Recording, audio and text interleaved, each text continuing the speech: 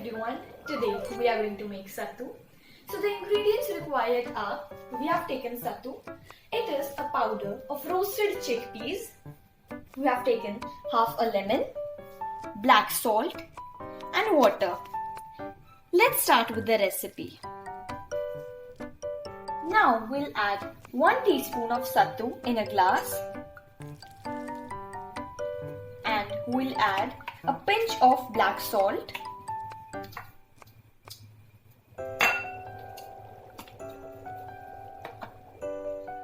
Now we'll add some water.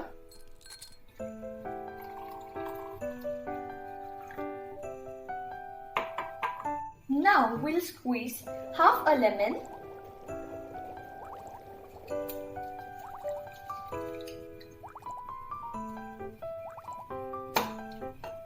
Now we'll add water.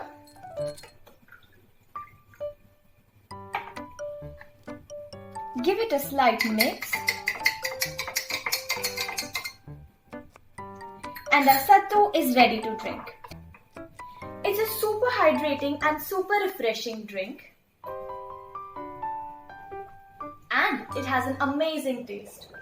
If you like the video, please like, share and subscribe to my channel.